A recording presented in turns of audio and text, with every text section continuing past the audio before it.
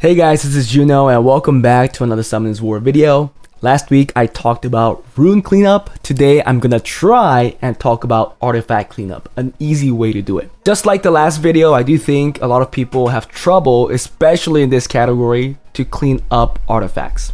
And you know why? It's just there's too many substats. There's just too many combinations. It is hard to identify what is good or bad.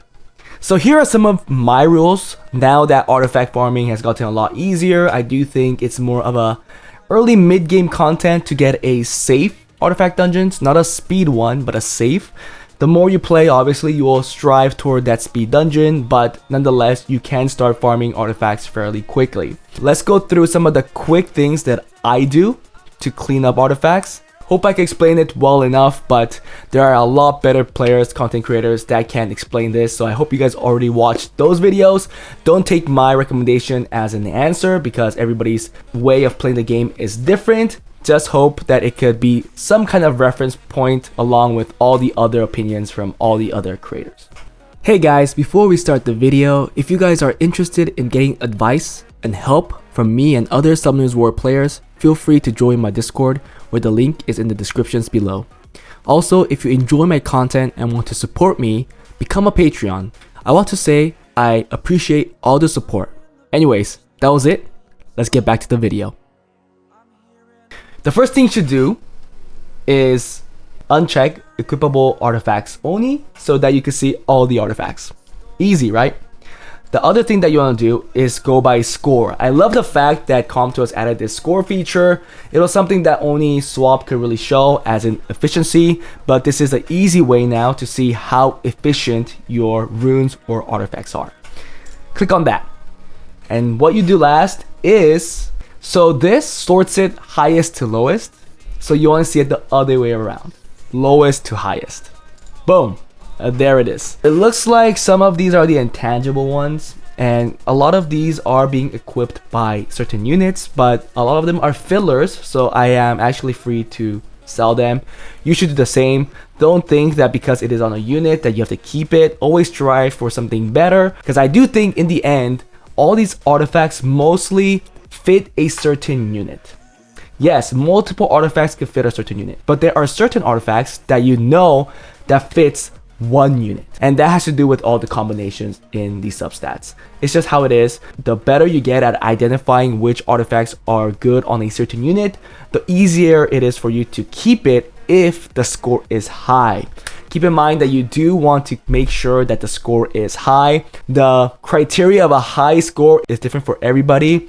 Right now I have a mental criteria of over 150. Again, I am being a little lenient on certain artifacts such as additional damage stuff. So let's go check out mine because I like to do this while cleaning up my artifacts as well, and it's an easy way to explain why I'm selling it. So first one here, 141. For intangible artifacts, I do think people could be a little more lenient because again, they're intangible, which can be used a lot more freely.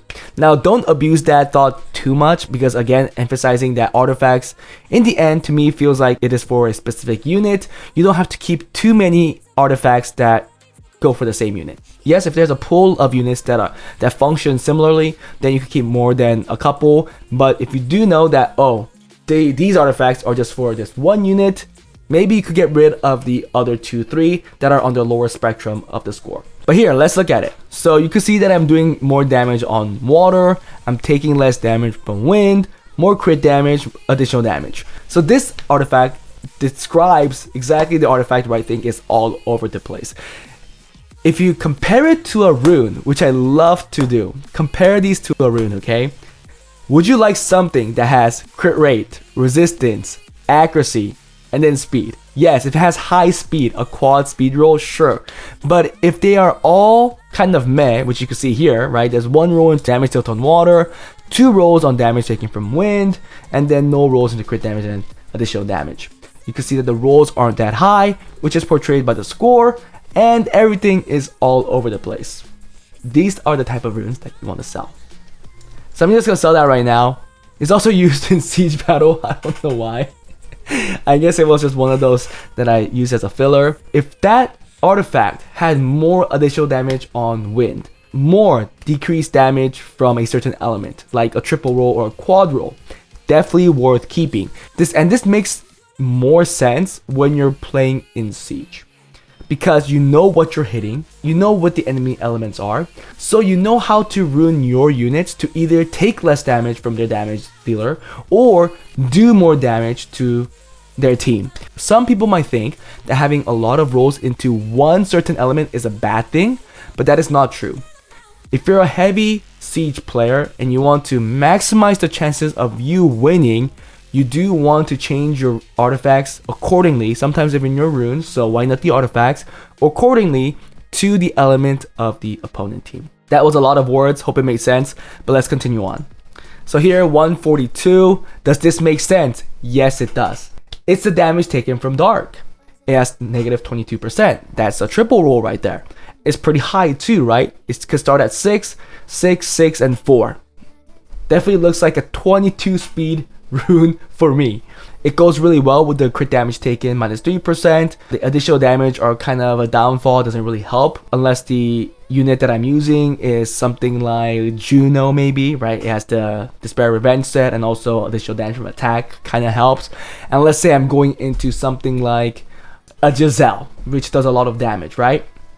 Or I could just put this on a light unit, which is actually better, something like Halfist, maybe even Misty. So I know that the Dark unit is going to target the light unit and the damage taken from Dark is going to help immensely. I think if you compare it to a rune, the easy way to figure out what's good or bad, you like to keep triple rolls and quad rolls. And I think that substat that equate to like speed, crit rate, maybe even HP percent, are the rolls for damage taken from a certain element or damage done to a certain element, more damage.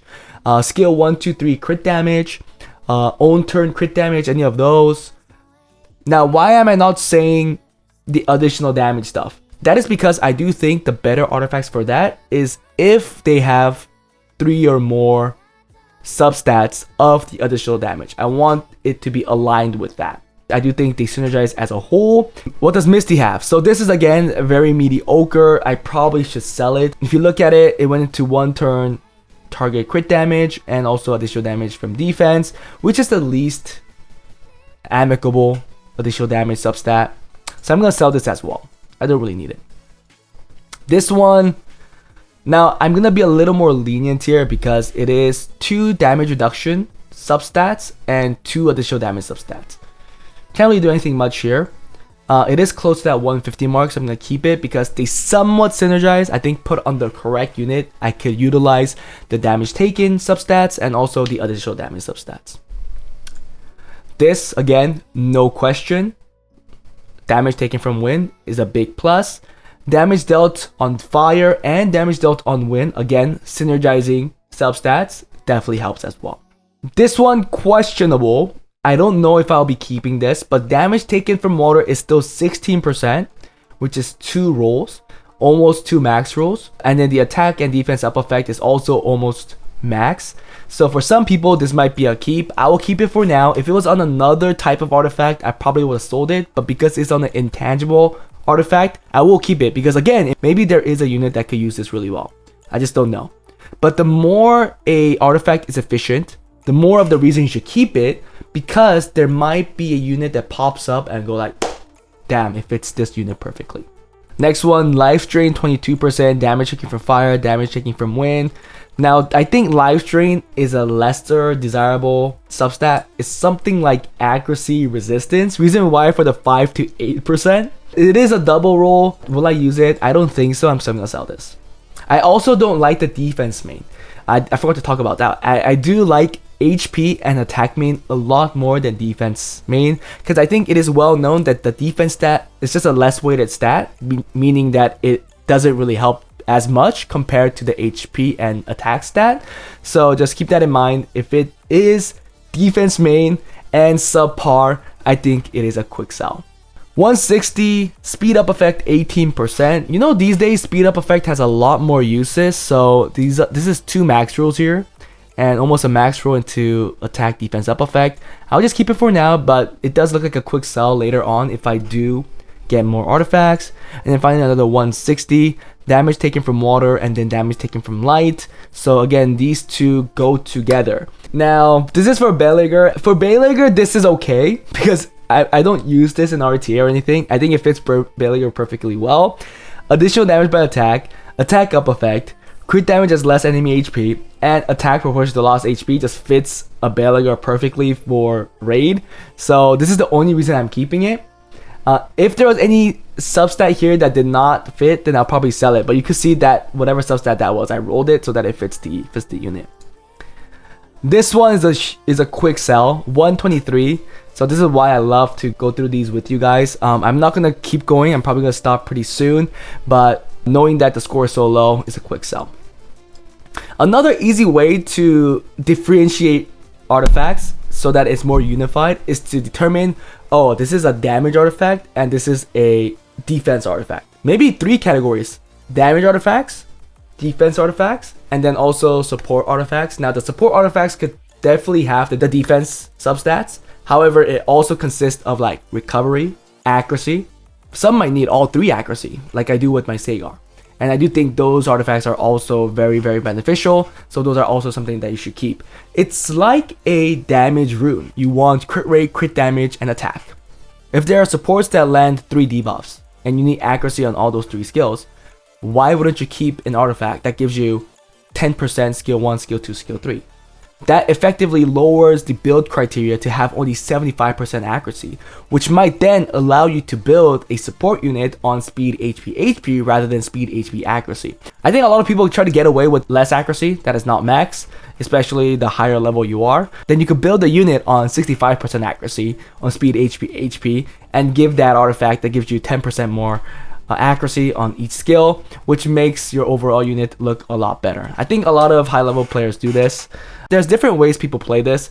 I do think there's a group that really emphasize and prioritizes accuracy first. They want max accuracy. And there's the other side where they think it's all RNG anyways, so let's just get more stats.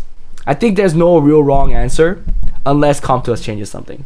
But if you make it max accuracy and landing all the time, does that make sense? I don't know. A sell here, right? Quick sell. Yes, it looks okay, but then the score is really low. It's marked. Why? Oh, what? How is that 90%? This one too. There's a lot, right? The easy thing, if you make a mental criteria with your rune score, is that you could go through these quickly and you could just say to yourself, man, if it's just less than 150, I'm just gonna sell it. Like this one, it has decent substats, right? They all synergize in a sense. It has the additional damage. It has 3 additional damage substats and then a counterattack co-op, which works pretty well on a Juno. But then these rolls are pretty low, especially this attack roll.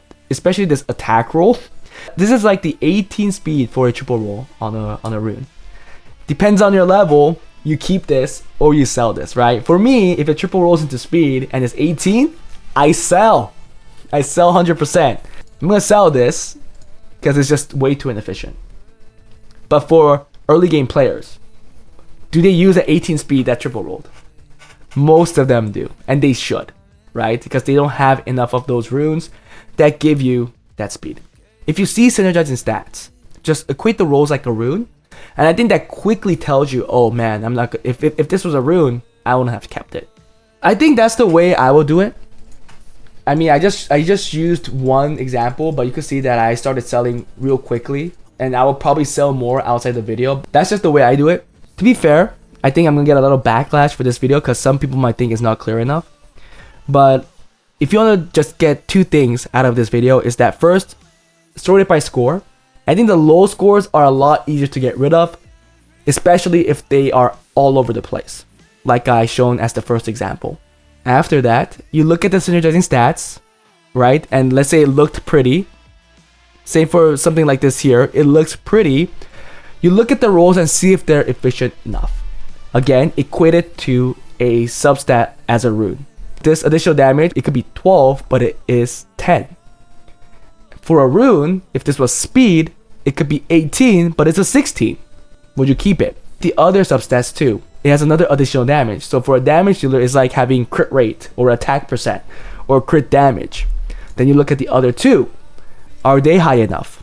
Here, you can make the decision to make this a perfect artifact in a sense, like a rune. So for example, if this rune was speed, crit rate, and HP, but there was resistance, will you gem out the resistance from here? It will be the damage dealt on win for attack percent, which will be, for me here, it'll be another additional damage substat.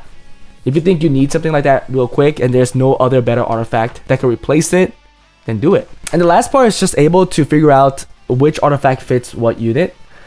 I did say things are like all over the place, but there might be units that actually benefit from those artifacts that are all over the place. There's not a whole lot. I do think if the artifact is still efficient enough, I think I am a lot more stricter in that case, probably like the 170 scores. I do keep a couple because I might be surprised when I figure out, oh shoot, this unit actually needs skill 1 accuracy and also skill 3 recovery, or skill 1 accuracy and also skill 1 recovery, which this artifact both provides.